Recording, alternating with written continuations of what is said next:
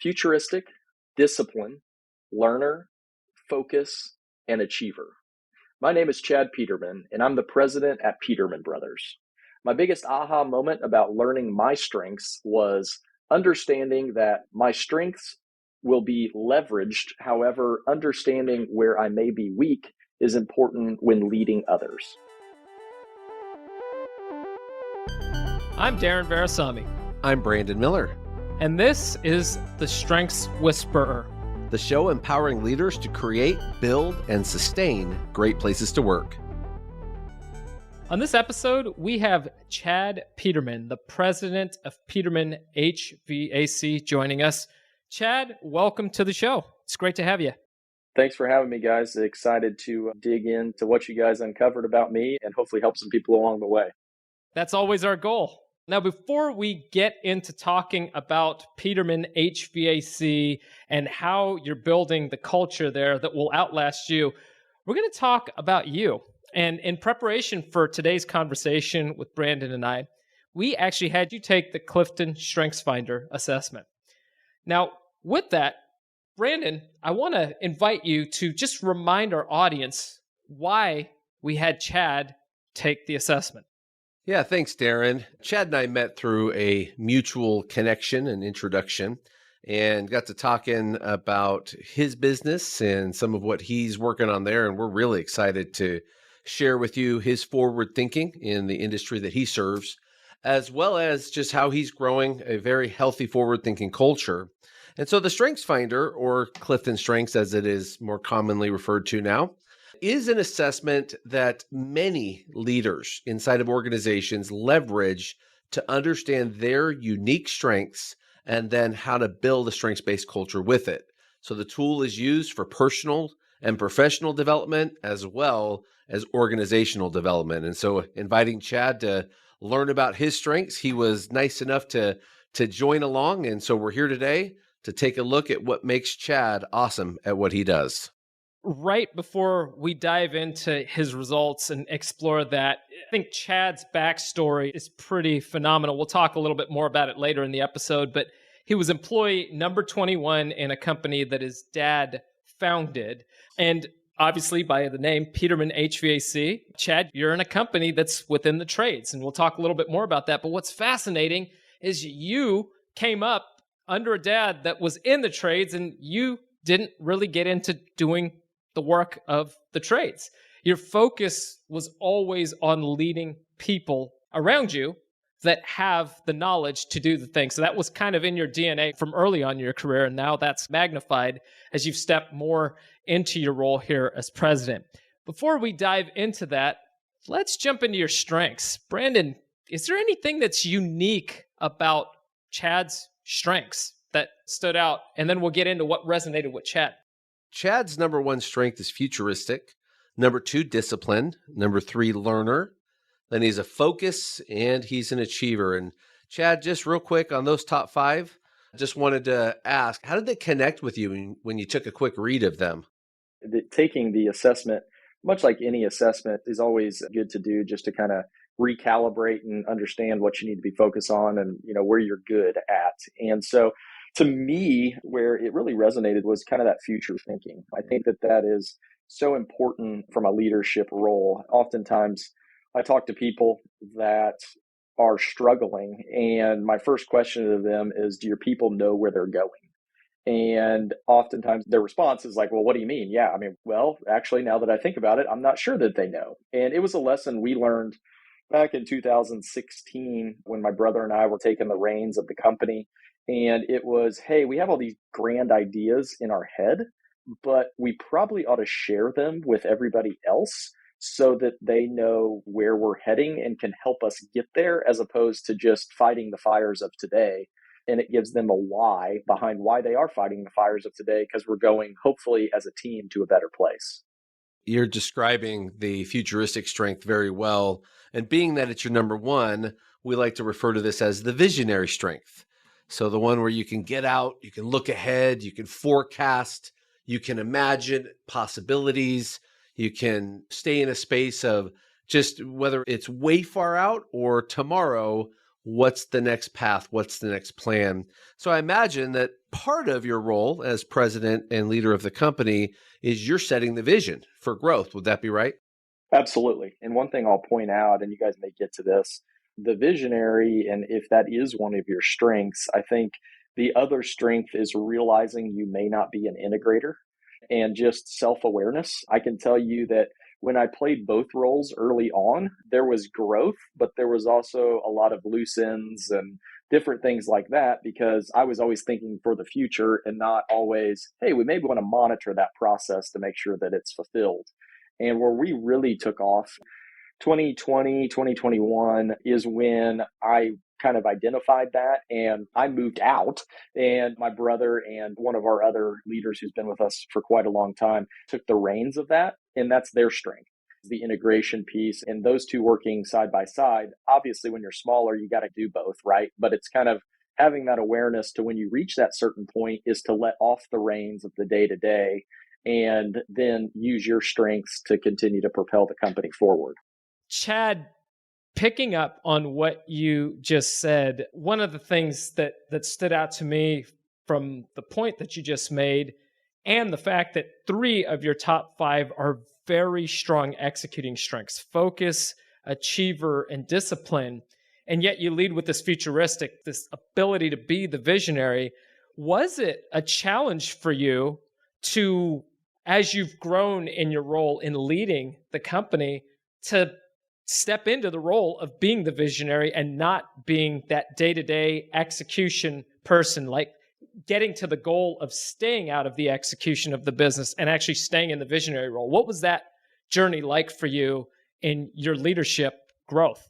So that's a great point and something that I think probably a lot of leaders go through as their company scales, and something I went through as well. It's hard to give up control, especially when you've had it.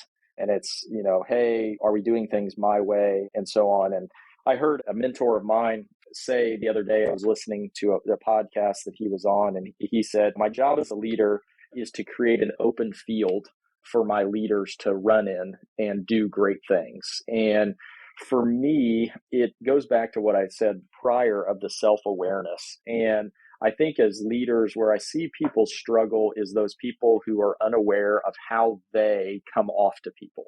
Being a visionary can be very frustrating to a lot of people in your organization because you're always thinking about the next thing. You're always moving fast. You always have ideas. You're always doing this thing.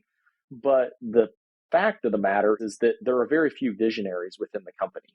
In fact, sometimes there may just be one. And so you may be on an island. And so understanding how you come off to people and how removing yourself from the integration piece may actually catapult them into making decisions and solving problems. And they may not do it exactly how you would have done it, but them doing those things allows you to do your thing of being that visionary. And as it relates to communicating with integrators, I just had this conversation with my brother. I'm excited. I'm calling him. I'm like, can you believe this? We're going to do this and this and that and this. And he's like, hold on, I need to see this. And so I literally had to put together some documents and then show him. And then once I showed him, he was like, okay, perfect. Yeah, we can do that. No problem. I got it. So that's something that we battle back and forth with in a good way of just understanding how you come off in the world and especially in your organization. Most visionaries are very good at painting the picture, gaining buy-in, showing where we could go. But one of the challenges of futuristic as a strength is that people can find themselves in that space that you just described. Whoa, slow down. Where are you going? We're right here. We still have today. And we like to say that some visionaries can paint the picture of Neverland. Looking over there, see where we're going. Third star till morning. But your strengths are unique in that you have a grounded visionary strength. You're combining that futuristic ability, which is not actually a very common top 5 strength in all of the 28 million people who've taken this assessment online. It's actually more of a middle strength, but in business leaders, it pops to the top. Yours is more grounded though, because with discipline, focus, and achiever, a way to think about that is you have the structure capability that the discipline has. So you mentioned integrator. Every business needs a visionary and an integrator. you can dual role, which is unique. You have the ability to be the visionary and be the integrator, because when you get to focus, that's your goal orientation. So I imagine for you, your mind works in terms of point-to-point outcomes. What's the next thing?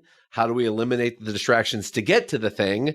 And then how do we then build off of that thing to the next thing? Would that be accurate for you, Chad? Yeah, absolutely. And I think too, you said kind of visionary. Yeah, I probably get on people's nerves. There's no doubt. But what I've always tried to do is try to paint a vision that I think they'll be comfortable with. Now, we want to push to discomfort, don't get me wrong, and stretch ourselves and grow and learn, but there's always a vision of, I always talk about it. There's my plan that I roll out to the team of here's where we want to go, and that's along the path. But I know that with the people that we have, they're going to far exceed that. So I'm able to paint kind of my own pie in the sky vision that we'll get to eventually. They always joke, hey, this is the budget number, but I'm sure you have a number in your head. I was like, well, yes, I do, but there's a time and a place. So let's shoot for this, and I'm sure that we'll exceed it, moving forward. But yeah, it's moving from one thing to the other, understanding there's got to be a process and procedure and all of those things that are important. So you have to be there to support those integrators in that. If your vision is to take this process and roll it out in 3 months, but you're getting feedback from your integrator saying, hey, it's going to take another month, that's the time to say, yeah, absolutely. Where can I help? Is there anything I can do? Or do I just need to keep supporting you there? Is there any roadblocks I can remove so that you could get there? From my experience, there's no initiatives that are really life or death. It's just a wish that we get it done at this particular time. And so if you can be there to support those integrators, I think that's the other key piece of the visionary, is supporting those people who are actually going to carry it out rather than just be there with, hey guys, come on, let's get there.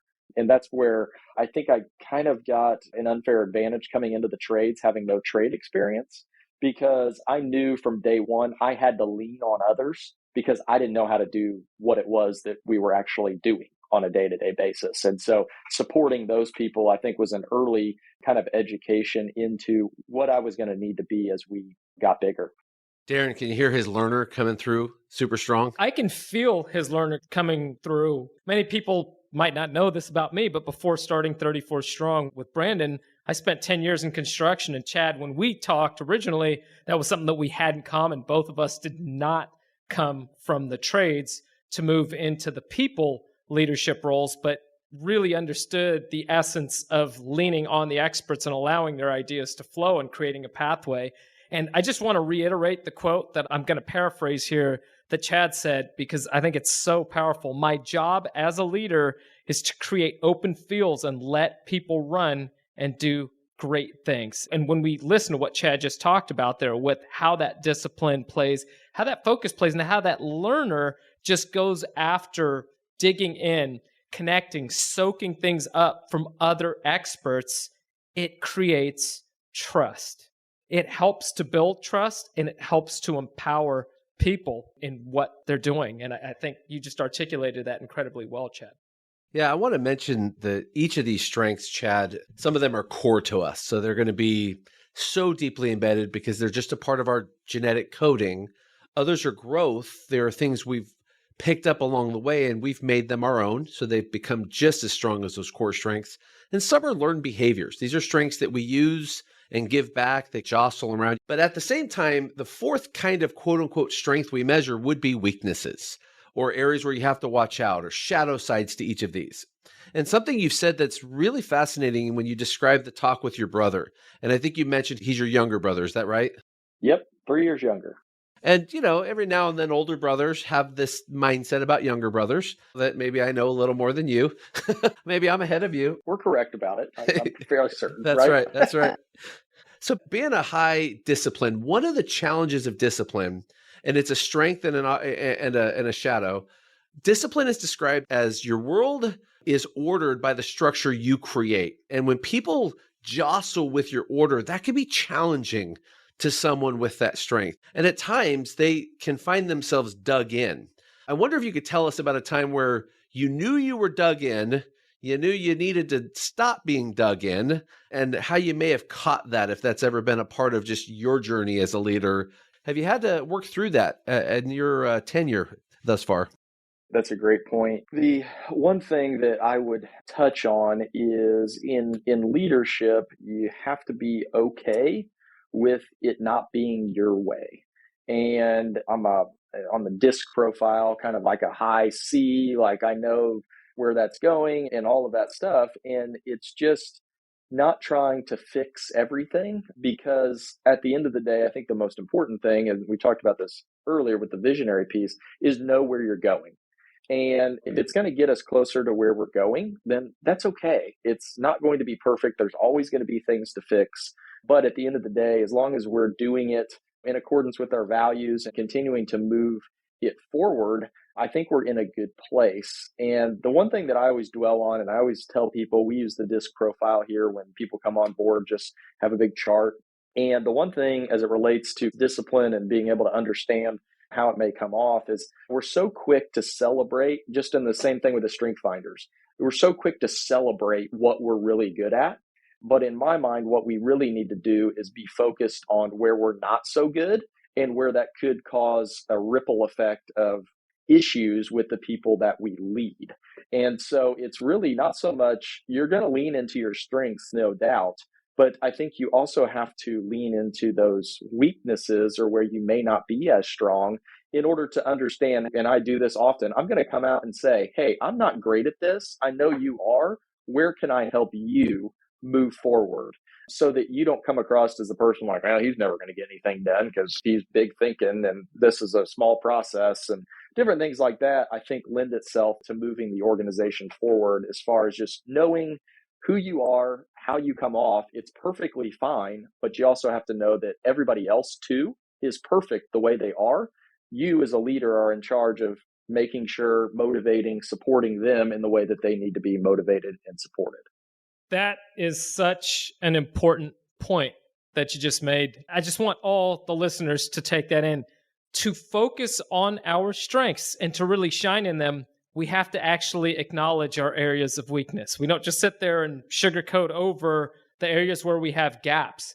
One of the terms that comes to mind that we've talked about for years is what's called confident vulnerability, where we're confident in where we shine and we're confident in our blind spots, meaning we are confident in owning those gap areas. And guess what that does for teams? It moves them from that place of what you just talked about, Chad, of self-awareness to team awareness. Because when we understand not only our gaps, but each other's gaps, a lot of times those strengths intermingle. Where you're strong, I might be weak, and you can overflow into that and provide what you can do that I can't do well, and vice versa in those areas. So it creates the openings for that team to really thrive.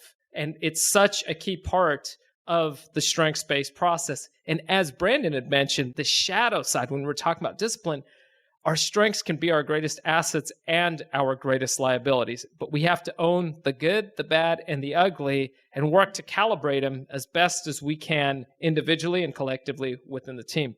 I want to hit on, Chad, you made a comment. You said you have to be okay with it not being your way. And truer words are rarely spoken, because as a leader, you just touched on the nerve that people first leaders, people who think about growing an organization beyond themselves and empowering people to grow in their leadership with all of the messiness and all of the chaos surrounding that and all of their uniqueness that they bring, because they can't be us, right? They got to be themselves. I do want to bring that down to two of your strengths that can at times especially be challenged by people you work with. And that is your number 5 and your number 6. So your number 5 is achiever and your number 6 is competition. And to describe those, achiever, it's the most common strength among all 34. So about a third of people who take this assessment show up with achiever in their top 5. And that is all about your work ethic, your drive, your endurance, sustainability. When you say you're going to do something, Chad, I imagine you're probably good for it. Yeah, absolutely. And that's going to be in your personal space, in your professional space. And competition adds fuel to that achiever endurance, fuel to that need to feel accomplished, need to get things done. And competitors, frankly speaking, we like to win. I happen to share those two in my top 10, achiever and competition, and I'm pretty much aware of the score most of the time if I'm competing, whether that's in the market or playing basketball with my sons. Now, some leaders with those two, though, one of the challenges they run into is they prefer to work with people who also have strong work ethics. They prefer to be around people who have that drive, and they can feel challenged by those that they start to perceive, you're not cutting it. You're not stepping up. You're not getting it done. Have you by chance had to face a little bit of that music as you've come along in your leadership and realized, yeah, there's times where certain personality types can get under my skin a bit? I think early on, yes. The one thing that has really helped me in, yes, achiever, competition, I played sports all my life. Like, yeah, I want to win. I want to be the best. But I think it's important for leaders to understand that, one, not everybody's wired like that, even though the vast majority of people are.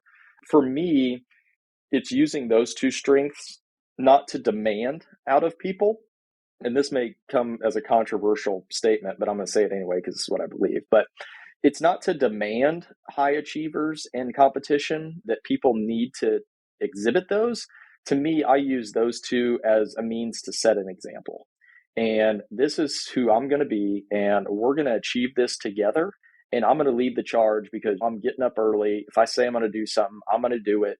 We're going to hit this goal. We're going to do it, and we're going to do it together. Now, I feel like sometimes leaders and people can run organizations in all different capacities. I have friends that are high achievers and that's all they hire and that's what we're going to do. And I've just not been one to like, I think it takes a group of people that have all kinds of different skills. Yeah, there's people that achievement and competition are not at the forefront, but guess what? They can be really good so long as we get them in the right role. Now, we probably don't want someone who's not achiever in competition and sales, but they may be a phenomenal customer service representative. They may be a phenomenal manager. Who knows where that fits in your organization? So I use those two and try to not demand it out of people. Yeah, I'm going to promote it. Hey, we want to win. We want to hit our goals. We want to do all of that stuff. But one, if we don't, it's not the end of the world. We probably just have some things to work on. And two, not everybody's going to have that. And in being in the trades, I think is one of those where like plumbers and HVAC technicians don't grow on trees. So if you're really hell bent on trying to find a bunch of them that have competition and achiever in their blood, you may have a very small department. Whereas I think our fuel for growth is being accepting of all people's strength makeups as they come. And then it's about the manager sitting down one on one and understanding, hey, what motivates you? Well, maybe it's time off. Well, hey, if you sell your first call, you can be home really early and hang out with your family. Okay, well, that makes sense. They're not trying to be at the top of the leaderboard, but they have other things that motivate them. I got to tell you that answer was for an achiever competition, and I'm sitting over here taking notes, listening to one that you got a good handle on that. And I want to just call out your number 7. You have relator in your top strengths, and something relators do is that they really find points of connection with others. And your comment where you said, when you think about plumbing and electrical contractors and HVAC, so electricians and plumbers and these techs, you're right. There's a need for them. And I imagine in your context, in your neck of the woods, you might savor them when you find them, recognize the importance. And that was such a great response because as a relator, I think you probably are looking for those when you get to talk to folks, when you get to build connection, you're looking for ways to relate. Yeah, absolutely. I mean, a good story or a prime example of that is tomorrow, actually, I'm having a sit down with our plumbing manager and myself with a group of plumbers because we rolled out a new process as we get bigger, tracking really their driving and making sure they're safe out on the roads and they're not going to cause any accidents. And yeah, it could be viewed by those guys who may have come from a company that never did that as, big brother looking over my shoulder.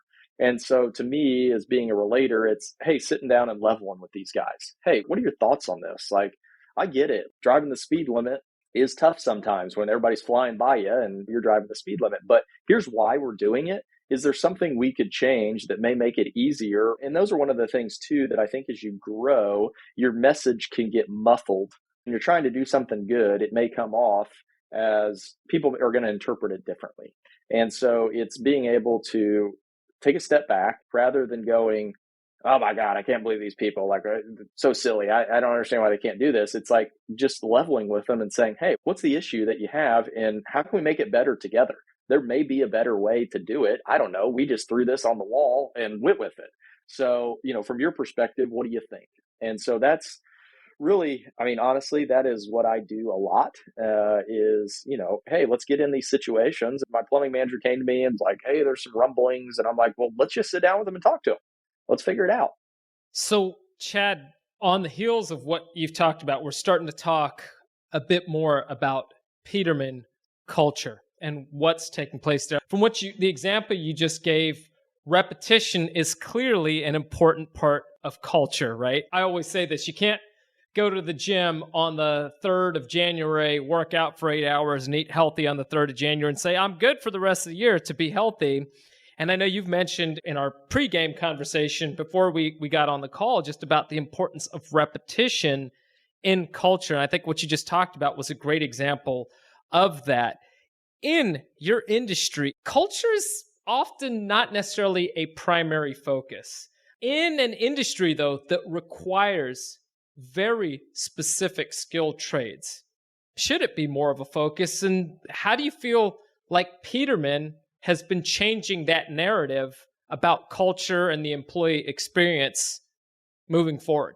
Culture is an activity. It's more a verb than a noun in my mind, because to me, culture is a living piece of the company. And it has to be, especially from the leader's seat, it has to be pushed out there all the time. You have to be setting the example and doing the things that people relate to. And it's not just a slogan on the wall. It's, oh, he's really passionate about this. Like, this is the way that this thing is going to be done. I talked to a gentleman who runs a company out in Virginia earlier today, and we were talking about, his question to me was, tell me about this leadership thing and how you did it. And I go, well, I kind of stumbled upon it, but the biggest thing that I learned is that it's not about teaching people how to be better leaders all the time. It's more so just setting the culture of, hey, we're growing, we're trying to get better. We're going to get into some uncomfortable situations, but that's okay because we're all here to support each other, and just pushing out that narrative that's going to wrap your company and be that place where when you ask people why they like working here, oftentimes they can't really tell you. Well, I mean, I like this, I like that, but they're very superficial things where at the end of the day, it's my belief that the underpinning of why they like to be here is the culture and the actions of our leadership team on down to a helper on an install team wanting to help somebody or wanting to make the place better. And to me, that's the key of scaling a company, is just understanding that you're there to support people and that it's your job. I always say, when people ask me what my job is, I'm just here to be a cheerleader and I remove obstacles out of the way. I just want to tell people they're doing a great job and find people who are excelling and support them however I can. Can we just repeat that comment? Culture is a verb. That was a really good nugget for our listeners, because we can get caught on culture as this thing. It's a person, place, or thing. It's a thing, right? It's something that sits over there. And what you just described is culture's alive. Culture flows. And that is so important, because that means it has the ability to go in a positive direction, but it also has the ability to go in a negative direction. And it sounds like you're keeping your hands on the wheel, Chad, to keep moving it in a positive direction as much as you can influence it. Yeah, absolutely.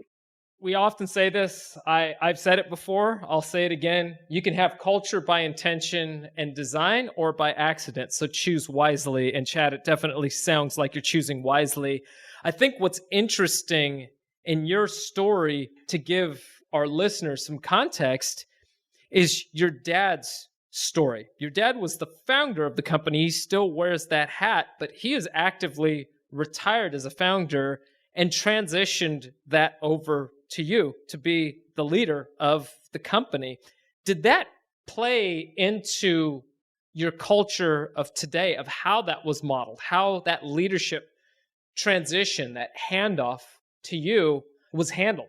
My dad is an integrator in the truest sense. He is The visionary piece is something that we still to this day struggle to communicate on because he's in the here and now and dealing with things. But the piece of the puzzle where I will always say is where I was empowered was in the transition. I always joke that my dad's never told me no in business for whatever reason. And early on, I was a 20 something that thought he was going to take over the world. And, that could be frustrating for someone who's spent their life building this company. And then you got this young kid coming in, even though he is your son, coming in saying, "Oh, we're going to take over the world. This is going to be the greatest thing ever." And what he did there is what I try to do for everybody on our team, is exactly what he did. So when you talk about that transition and what he believed in being alive, I think it is more alive than anything. And I think ultimately, while he would never take credit for it, and he has been fairly removed from the company to a certain extent, I would tell you that he started that fire by empowering myself and my brother and other people on our team to go do stuff and to lead and to make mistakes and all of that. And I don't know that he knew that he was doing it.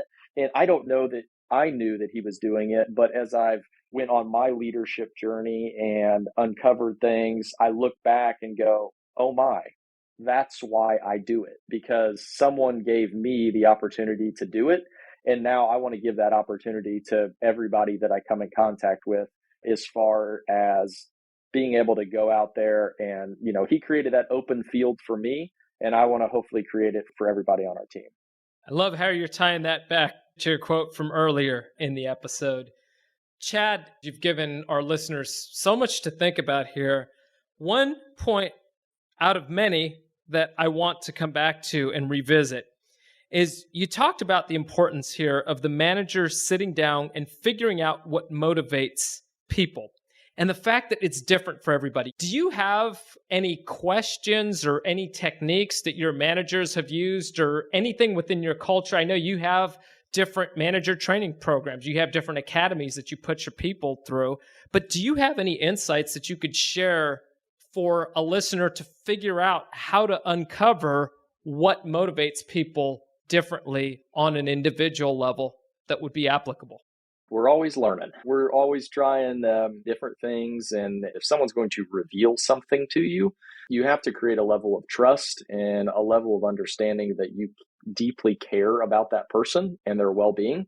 So many organizations I see, and Darren, you pointed out, the trades is not one where culture and personal development and all that stuff is looked at super fondly. It's get the work done today and then move on to tomorrow and get the work done tomorrow. And so to me, for our managers, there's one in particular manager I'm thinking of right now, and he may not know the numbers the best. He may not know the sales side of things. There's a lot of things he still has to learn, but he is a fantastic manager, and his people buy into what he's doing because they know that at the drop of a hat, it's not going to be figure it out. It's I'm getting in my truck. I'll be out there in 15 minutes. And to me, that's where people, when they see that, especially when they've come from maybe organizations where that wasn't the case and they were left out on an island, know that at the drop of a hat, my manager is going to come out and get in the trenches with me and help me figure it out and show me how to do it. That is, to me, the first step. Anybody who's not willing to do that is going to have a very tough time uncovering what motivates somebody. And then on the flip side, motivating them once they find out, motivating them to a better performance or improvement or whatever it looks like. Thanks for sharing that. Brandon, I don't know about you, but I have pages full of notes and insights from what Chad just said. I'm blown away in the past 40 minutes of our conversation, all that he has shared with us. Do you have any one insight that really pops out to you? Chad, I can hear the legacy of your dad coming through in your leadership, the trust that he has instilled in you, and the trust that you're giving to your leaders, your younger brother, the managers that you're describing, the leader of the team of plumbers coming in to share something that's on their mind, and you opening the door and saying, let's talk it out. Let's get eyeball to eyeball and make this happen. And just to commend you that you're heading into the wind into the challenges. You're not waiting for them to endure, which is an absolute mark of that achiever competition with that driving strength of discipline. We didn't even get into significance and how amazing that is for driving the culture that you're describing. But Darren, I could really hear in Chad the legacy piece. And Chad, just because you are a visionary, is this the sort of business that you see going another 37 years? Is this something that you have vision for well beyond where you see it today?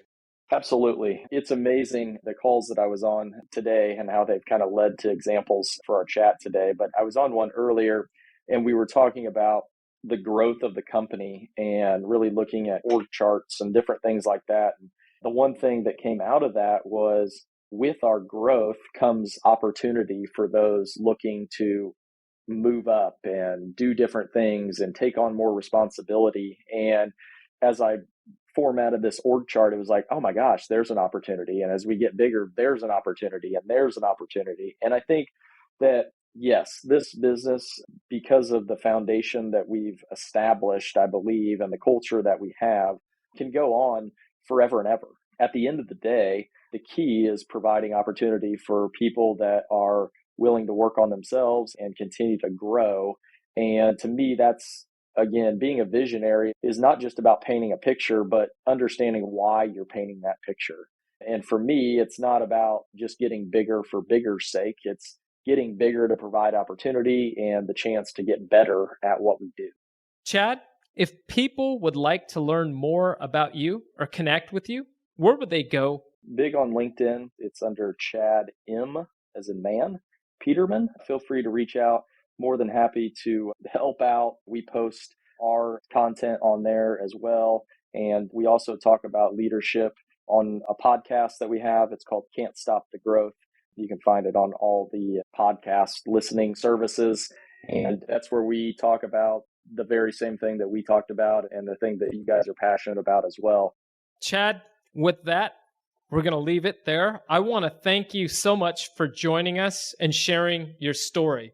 You've truly embodied what it means to be a people-first leader and somebody that has figured out how to calibrate their strengths in terms of owning the good sides of them and those watch-outs and how to manage around that. That's truly what it means to play to our strengths. We can't just play all towards the strength side, not acknowledge the gap areas. That's how we create incredibly powerful teams. And I'm excited to see what this means for your organization moving forward in terms of the employees that you attract, the culture that you build, and the impact that you continue to have in developing people.